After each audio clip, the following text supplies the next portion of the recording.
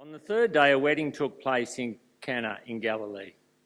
Jesus' mother was there, and Jesus and his disciples had also been invited to the wedding.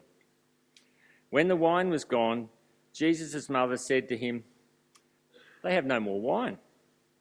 "Woman, why do you involve me?" Jesus replied. "My hour has not yet come." His mother said to the servants, "Do whatever he tells you."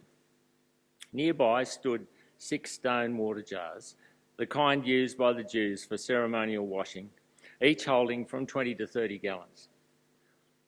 Jesus said to the servants, "Fill the jars with water," and so they filled them to the brim. Then he told them, "Now draw some out and take it to the master of the banquet." They did so, and the master of the banquet tasted the water that had been turned into wine. He did not realise where it had come from, though the servants who had drawn the water knew.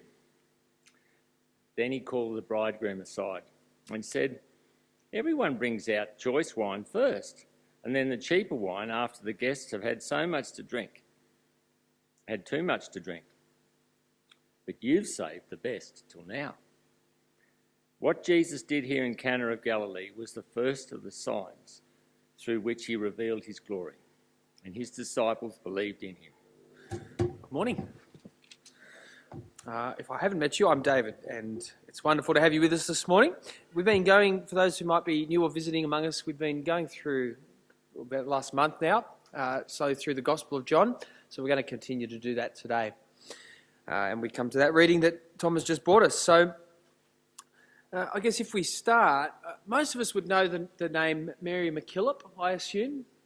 She was an Australian lady, a nun, Catholic nun, and her great claim to fame is that she's the first, and at this point still, I believe, the only person that the Roman Catholic Church has, or Australian person that they've declared a saint. Now, in order to become a saint, one of the things you have to do is have 2 miracles which have been verified by the Vatican. And when she was being canonised a few years ago, there were all kinds of reports. And let me read you just a bit of one newspaper report of something that one of the 2 miracles that she's said to have been involved in. In 1961, Sydney woman Veronica Hobson, 23, was sent home to die, suffering from acute leukemia. Miss Hobson, who later gave birth to 6 children, claimed that Josephite sisters successfully prayed to Mary MacKillop on her behalf and the disease disappeared, and that this miracle was verified by the Vatican in 1993.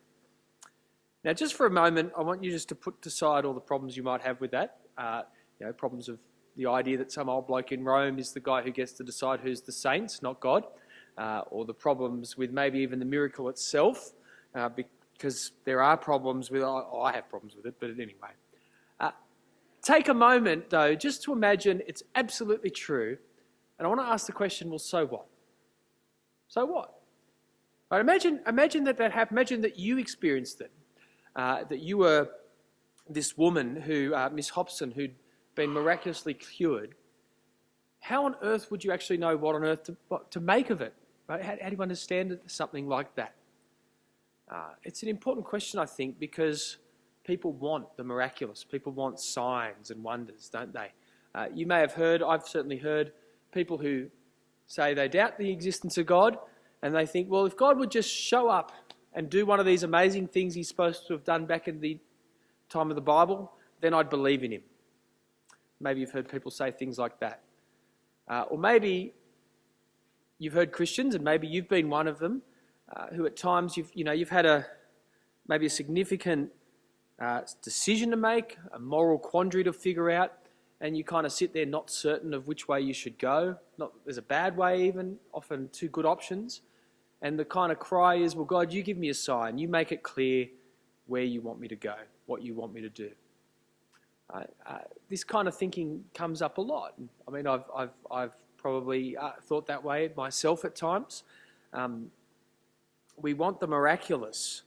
But even if we got the miraculous, we still need to ask, how on earth would we know what to make of it anyway?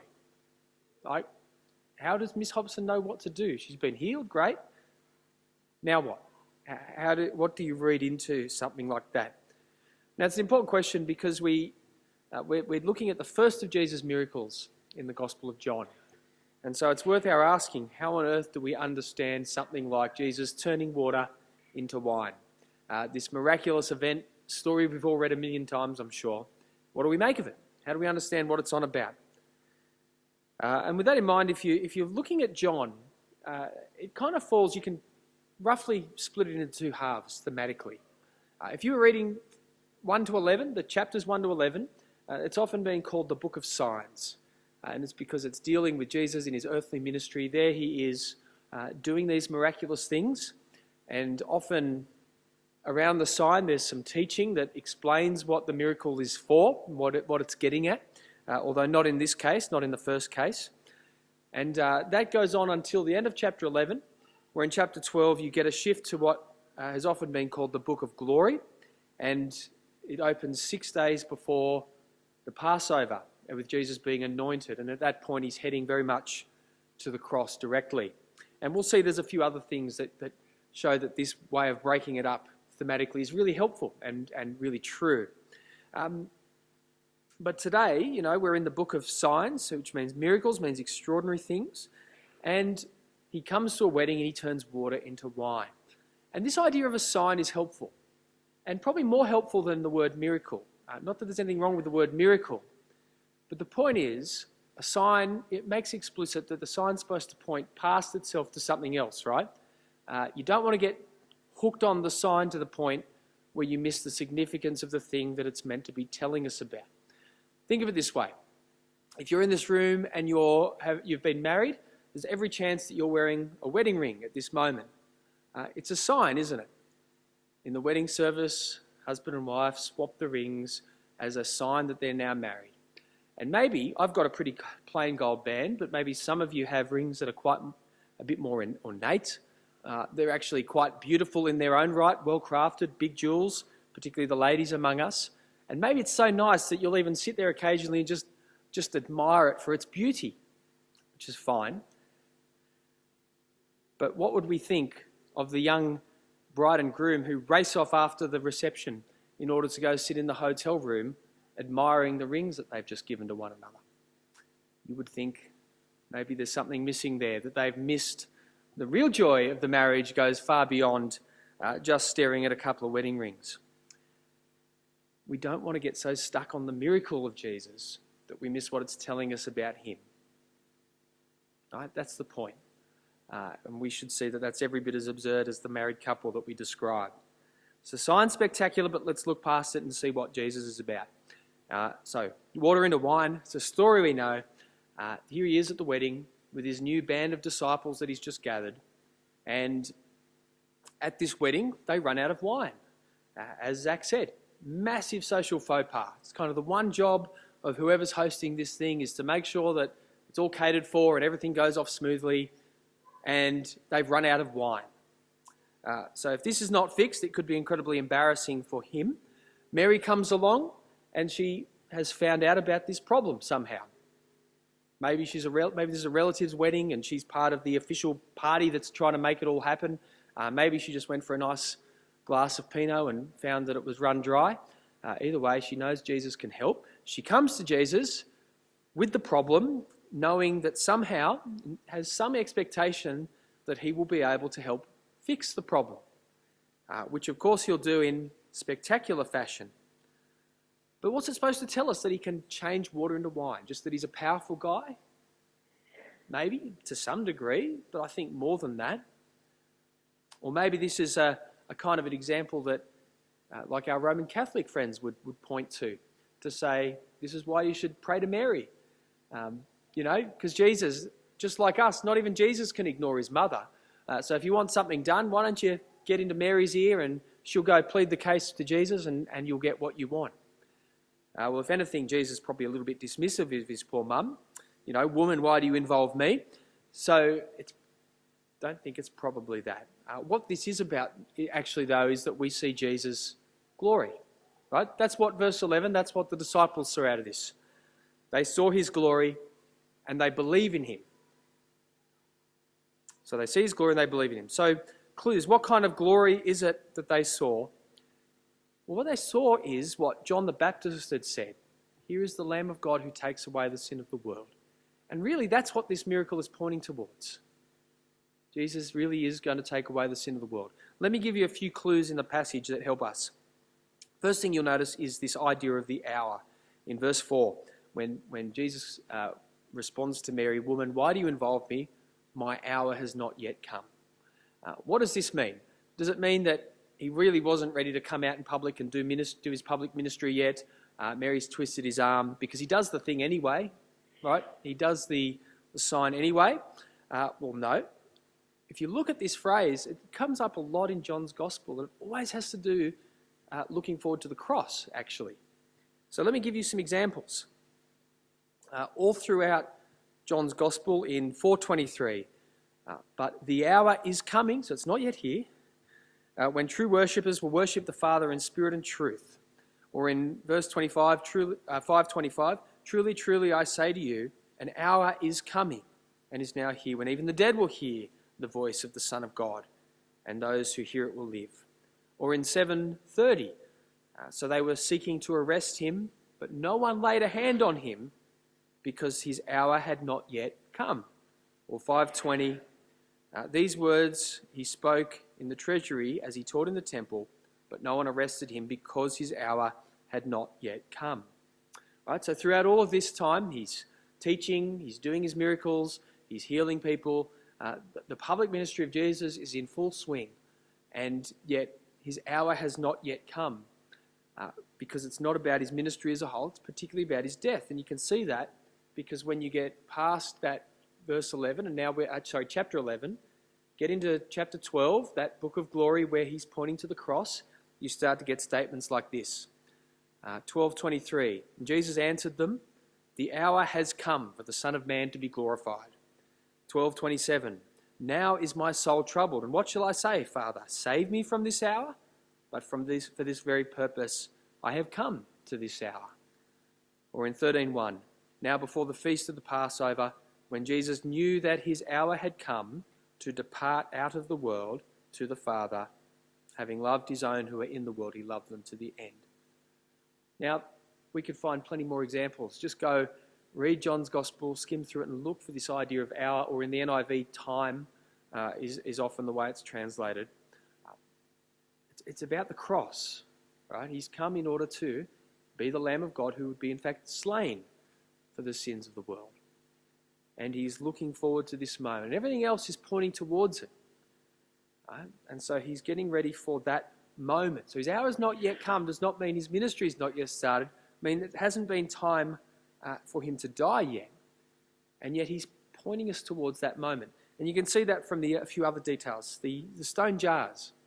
Have you ever wondered why on earth there's these big ceremonial stone jars and that they make a point of mentioning that?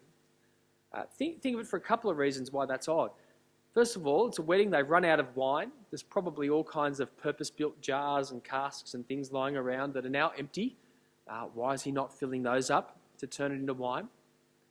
And why would you use it's almost a sacrilegious thing if you're not careful. You've got these jars that were set aside for a purpose within the life of God.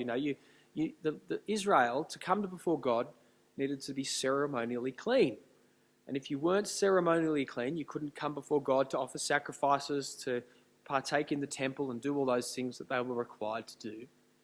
And these jars were set aside for that purpose, right? So why would he use them in order to do something like turn water into wine, for something other than the purpose that they seem to be created for? Right? It's an odd detail, but he uses these things that are religious artifacts used for making people fit to come before God. When he does that, he then creates an abundant amount, like a crazy abundant amount of wine. So 6 stone jars, 20 to 30 gallons each. If you do the maths, assuming 30 gallons, your kind of upper limit for that is about 680 litres of wine. So if you think 900 odd bottles of wine, there's probably not that many bottles of wine out on the shelves at BWS at the moment. This is an absolutely ludicrous amount of wine that he's created. Certainly more for a tiny town, the family's wedding, they're not going to go through that in a week.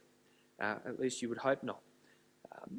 And it's the best wine, right? Verse 10, notably, the master of the banquet tastes some of this wine and he goes, wow, normally we like to give the good wine at first, and then when people's palates are a little less discerning, a little less clean, if we can put it that way, then we bring out the cheap stuff and no one knows or cares what the difference is. But you, Jesus, he's created the best stuff for last. Something better has come afterwards. But of course, the point of all of this is not really to do with the drinking habits of first century Jews at weddings or anything like that. The point is to make a point about the kind of kingdom Jesus would usher in when his hour did come. And that Isaiah reading is beautiful, isn't it? A picture of the kingdom where death is wiped away and tears and all the rest of it, and where Moab, all evil is once and for all wiped out. Things are set right, and it's pictured as what? A feast. Including this in verse 6, let me remind you, on the mountain of the Lord Almighty, he will prepare a feast of rich food for all people, a banquet of aged wine, the best meats and the finest wines. And that's not an isolated piece of imagery. You can probably think in your head straight away of a whole bunch of parables, for instance, that Jesus tells. You've got the 10 virgins, the 5 wise, the 5 foolish, ready for a wedding banquet as a picture of heaven and hell. And those who are ready go in, those who are not ready are excluded. So again, the kingdom is a banquet. Or there's the great feast, where the man's going to put on a great feast and all the people start making stupid excuses. I bought a field, I need to go and check out my oxen, wash my hair, all those stupid things that people say. And he goes, well, right, go and compel people, to come into my feast. And it's a picture of the kingdom. Or even the parable of the Good Samaritan, very well-loved one, ends with a feast, doesn't it? The celebration that the first son has come home, and the older son ends outside wondering, there's the question, will he come in, will he refuse? Again, a picture of the kingdom. Or even in Revelation, when all things are done, and we read from 19, the feast, right? Blessed are those who will be at the wedding feast of the Lamb. And we, of course, are the bride of Christ. Revelation uses that imagery too. We're dressed as the bride. This is a constant image that the feast is this picture of the kingdom. And yet here is Jesus at a wedding in Cana, bringing about an abundance of the best wine.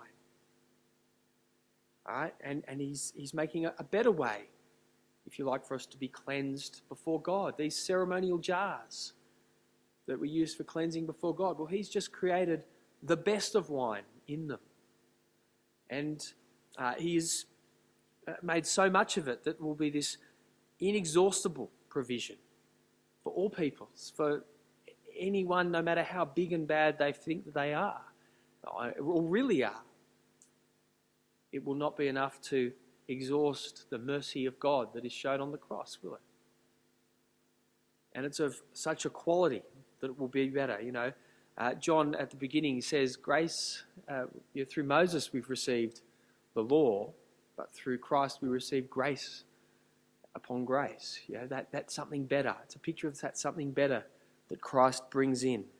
A salvation that will be more comprehensive, more life-changing, more secure and perfect than what the best blood of bulls and goats could even bring, or any other religious ritual for that matter.